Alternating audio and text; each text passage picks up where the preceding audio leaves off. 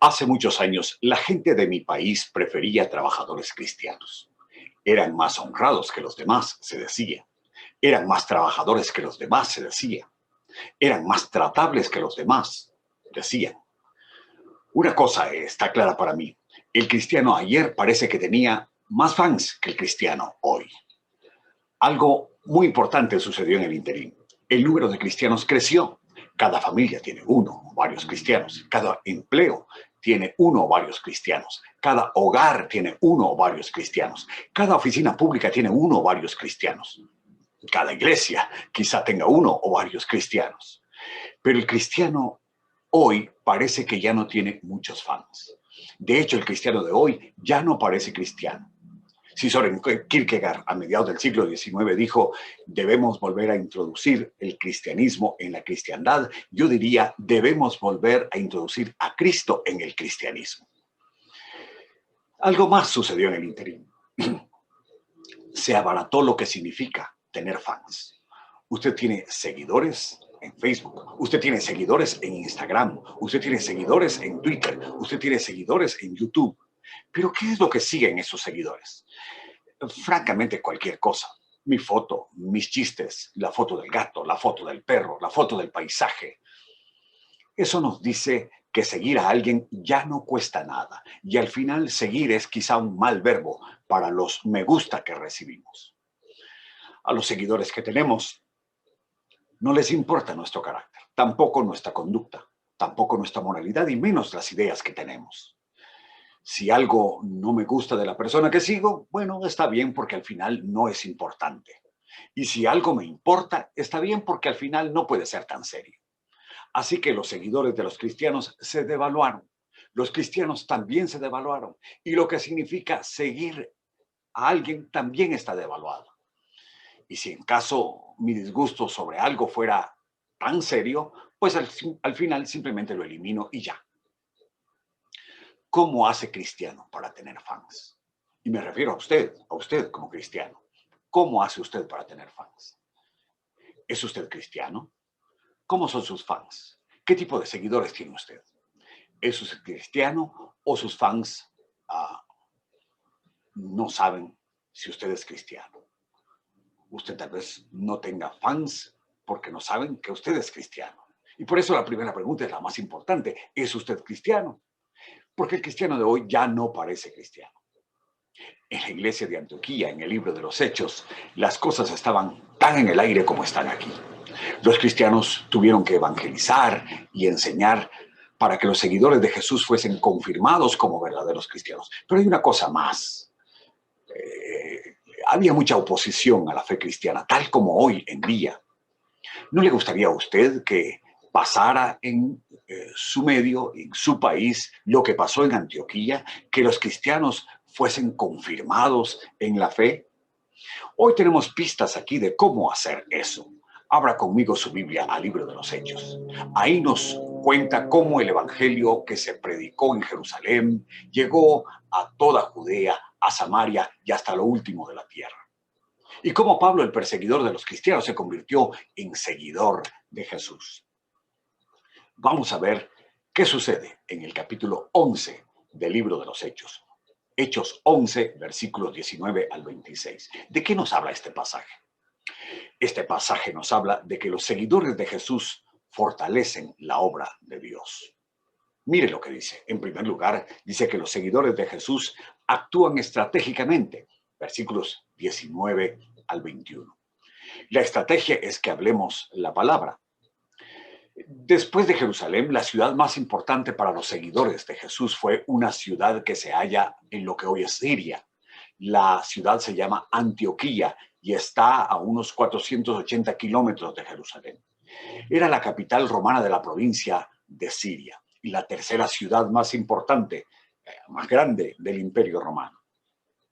Energética, culta, religiosa, tenía un santuario para el dios Apolo, el que francamente servía más de excusa que otra cosa para celebrar orgías que eran parte de ese culto. En tiempos de los orígenes del cristianismo, la ciudad recibía a judíos, a griegos y romanos por igual. Su ubicación le daba una salida al mar que tenía el nombre del puerto de Seleucia. y estaba la ciudad construida a la orilla del navegable río Orontes. La ciudad era perfecta, perfecta para grandes proyectos. Y en ese lugar, algo importante va a suceder con la fe cristiana. Otro punto es que la proximidad con Jerusalén hacía que hasta Antioquía se respirasen los aires de persecución judía contra los seguidores de Jesús. Saulo de Tarso, antes de la conversión, creía que su derecho era limpiar los alrededores de Judea de la herejía cristófila, según él. Por eso, mire lo que dice el versículo 19. Dice que los que habían sido esparcidos a causa de la persecución que hubo con motivo de Esteban, pasaron hasta Fenicia, Chipre y Antioquía. Ahí nos está dando una ruta de escape. Fenicia, Chipre y Antioquía. Chipre en el mar y Fenicia y Antioquía en tierra firme. Al final del versículo 19 nos rescata el compromiso de los cristianos en fuga. ¿Y cuál fue el compromiso de esos cristianos? Los que huían de Jerusalén no dejaron de hablar de Jesús, pero hablaban solo a los judíos. ¿Qué comunicaban? La palabra, así dice el texto, la palabra. Esta es una manera de referirse al contenido del evangelismo entre los judíos. Es que era tomar el Antiguo Testamento y explicar a lo largo de sus páginas que Jesús era el Mesías. Los griegos tenían otro estilo y no podían entender eso porque tenían otro trasfondo y otro conocimiento. ¿Por qué? No entendían el Antiguo Testamento.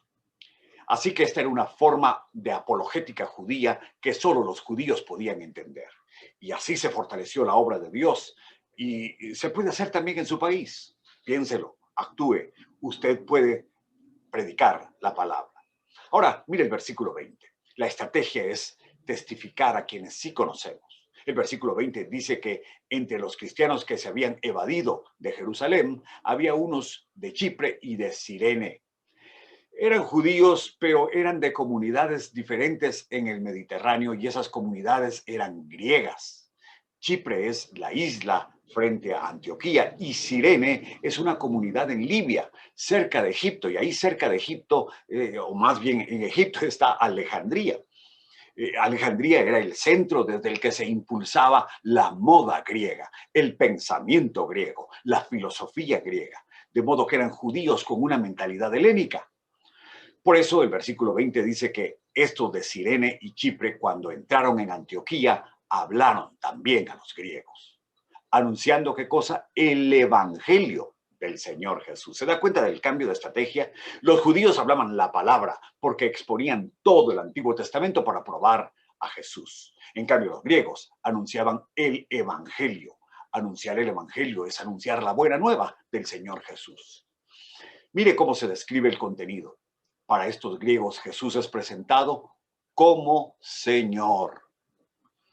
¿Recuerda usted qué pedía el emperador en aquellos años? Lo que el emperador pedía era que a él se le llamase Kyrios Kaisoter, es decir, Señor y Salvador. No para los cristianos, no para estos griegos que creían que Jesús es Señor. ¿Se da cuenta? Es la palabra de Dios en ambos casos, pero una visión es panorámica para los judíos y la otra es explicativa para los griegos. Y así se fortaleció la obra de Dios y así se puede hacer en su país hoy. Predique, enseñe, viva, compruebe, comparta, compruebe, hágalo con libertad. Y esa estrategia produce buenos resultados. Así dice el versículo 21. Todo está sucediendo ¿en dónde? En Antioquía, en la capital romana de la provincia de Siria, una provincia rica, comercial, cosmopolita. ¿Y cuál era la tarea ahí? La tarea era evangelizar comerciantes, evangelizar ciudadanos que desde tiempos de Pompeyo en el año 64 a.C. habían recibido la ciudadanía romana, evangelizar a orgiásticos adoradores del templo de Apolos. Pero la palabra es poderosa. Mire lo que dice el versículo 21, y la mano del Señor estaba con ellos, y gran número creyó y se convirtió al Señor. ¿Qué quiere decir esto? Que entre la presentación judía y la presentación griega, Jesús se hizo Señor de la vida de muchos en Antioquía. Y así se fortaleció la obra de Dios. Y la buena noticia Es que eso que sucedió allá, eso puede suceder también hoy, aquí, en su país. Testifique, rectifique, opóngase de buena manera, aprenda a decir no y sepa muy bien cuándo decir sí y muestre en su vida la vida del Señor. Víctor Hugo, el célebre poeta, dijo: Inglaterra tiene dos libros, la Biblia y Shakespeare. Inglaterra hizo a Shakespeare, pero la Biblia hizo a Inglaterra. La obra de Dios aquí en Antioquía fue confirmada, los creyentes fortalecidos. ¿Por qué? Porque los seguidores de Jesús presentaron el mensaje estratégicamente. Ahora miren, en segundo lugar, ¿qué sucedió? Los seguidores de Jesús se apoyaron en el mejor liderazgo, versículos 22 al 24. El mejor liderazgo viene de la iglesia madre, Jerusalén. Las buenas noticias vuelan, y las malas también. Pero estas eran fantásticas y volaron a 480 kilómetros al sur de Jerusalén.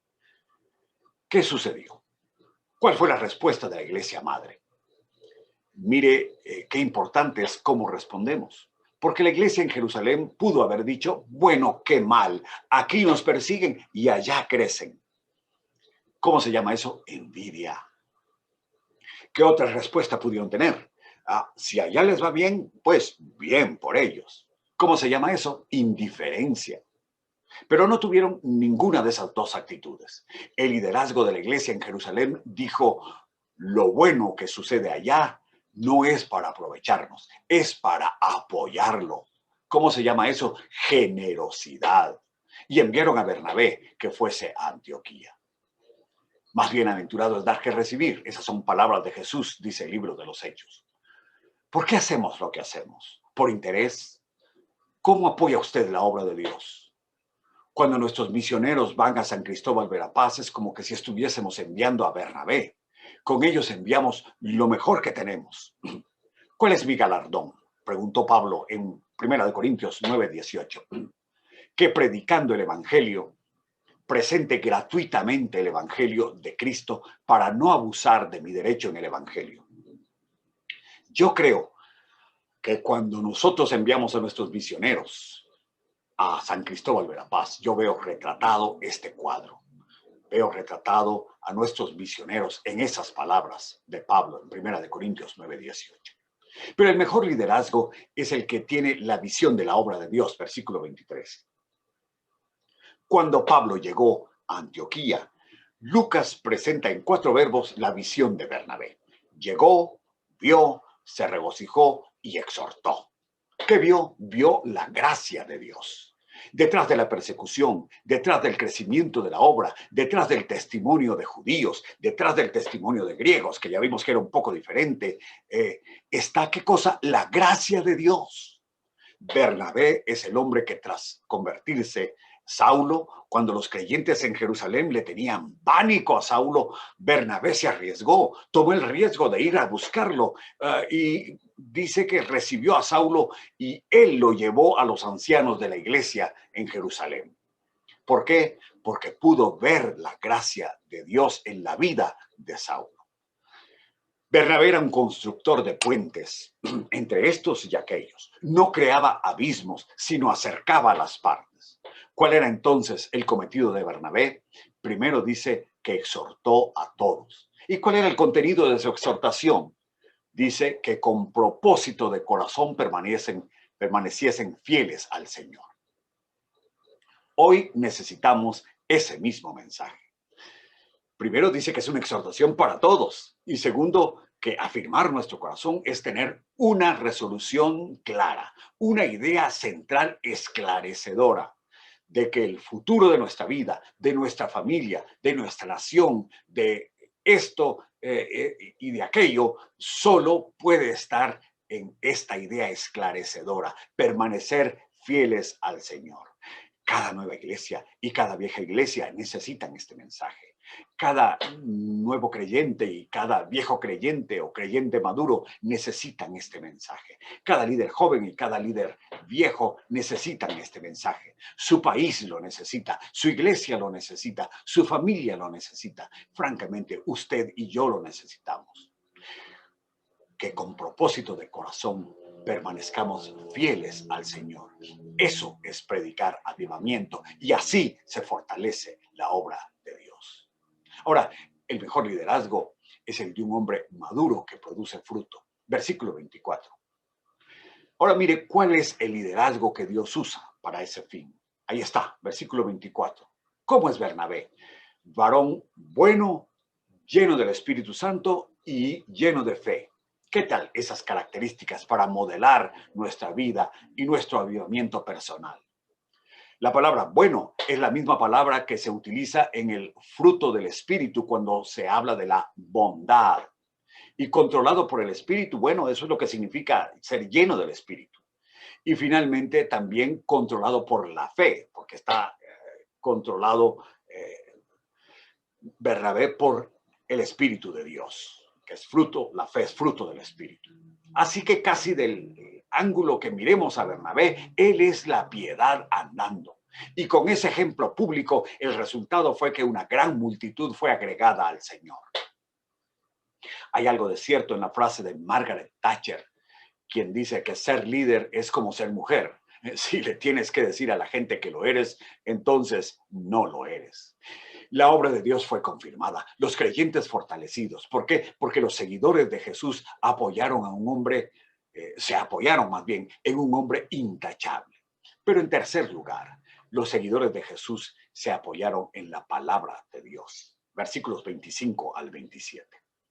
Apoyarse en la palabra de Dios significa reconocer los dones de cada quien. Mire la primera parte del versículo 25.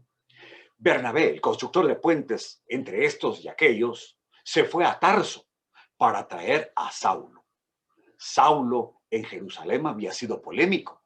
Saulo era el nombre judío y en latín para los romanos es Pablo. Pero cuando la iglesia de Jerusalén no quería levantar olas por la persecución, Pablo disputaba con los griegos y dice el capítulo 9 de Hechos, versículo 29, que los griegos querían matarle. Y luego que los hermanos supieron de los planes de los griegos, entonces escoltaron a Pablo a Cesarea y de ahí lo enviaron de regreso a su casa, a Tarso. Y dice el capítulo 9, versículo 31, que entonces las iglesias tenían paz en Judea, en Galilea, en Samaria, porque Pablo era polémico. Apoyarse en la palabra significó traer al mejor maestro que pudieron conseguir, o que Bernabé pudo conseguir, la segunda parte del versículo 25. Dice que Bernabé trajo a Saulo a Antioquía. ¿Por qué lo traería Bernabé? Porque para Bernabé, Pablo es el hombre ambidiestro, cómodo entre los gentiles y hábil entre los judíos, polémico y polemista, pero manso cuando se trataba de representar a Jesucristo. Traer a Pablo era comprometedor para Bernabé, pero Bernabé está dispuesto a correr ese riesgo como constructor de puentes. Yo en lo personal agradezco a quienes han corrido riesgos por mí y conmigo, sabiéndome imperfecto. Y gracias a Dios por los Bernabé de hoy. A propósito, les invito a ver en Netflix la película Pablo, Apóstol de Jesucristo. No es un documental, pero refleja bellamente la espiritualidad de Pablo. Recuerde que Pablo llamó a las cosas por su nombre y tuvo que hacerlo en Corinto, en Colosas, en Éfeso, en Tesalónica. Pero también es de los creyentes quien sufrió como pocos. Predicaba sin tener dinero, sin tener prestigio, sin tener poderes. No prometía sanidades ni milagros, porque su suficiencia venía de Cristo. Su poder era el servicio y su sustento eran sus manos y su trabajo. A ese Saulo, Bernabé lo trajo a Antioquía. Apoyarse en la palabra se tradujo en constancia, que se parece a Jesús. Mire, el versículo 26. ¿Para qué lo trajo? Dice que estuvieron ahí un año con la iglesia. Dice también que enseñaron a mucha gente. Y de esa enseñanza hubo un fruto inesperado, un fruto fantástico, un fruto precioso, asombroso. Porque esa espiritualidad de Pablo y de Bernabé, ese control y ese fruto espiritual produjo tal compromiso con Cristo que a los aprendices o discípulos, recuerde usted que discípulo significa aprendiz, que a los aprendices o discípulos de Antioquía se les llamó cristianos por primera vez en esa ciudad. Jerónimo, en el siglo V, tradujo la Biblia del griego al latín, pero él además dijo algo muy interesante. Dijo, desconocer las Escrituras es desconocer a Cristo. Y la pregunta, por supuesto, que tenemos muchos es, ¿por qué es que no reflejamos a Jesucristo? ¿Será porque no conocemos la Escritura? ¿Porque no hemos tenido maestros letrados en las Escrituras? ¿No conoce usted estudios bíblicos en donde la gente oye la palabra y nadie, y digo nadie, quiere ni comprometerse, ni bautizarse, ni congregarse? Eso no es producir cristianos, es tener una comilona como en Corinto, es beber y contar chistes, es pasarla bien. Y eso está bueno, pero sin cristianos. Fíjese usted, sin cristianos, ¿podemos llamarle a eso la obra de Dios? Que su iglesia, que su grupo, que su familia, que su nación, como en Antioquía, sean llamados por encima de todo cristianos por parecerse a Jesucristo. Allá y aquí la obra de Dios es confirmada, los creyentes fortalecidos. ¿Por qué?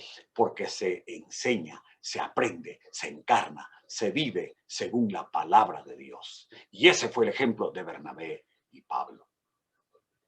¿Qué hemos visto en este pasaje? En conclusión, los verdaderos cristianos, los verdaderos seguidores de Jesús, fortalecen la obra de Dios. No la debilitan, no la ponen en duda.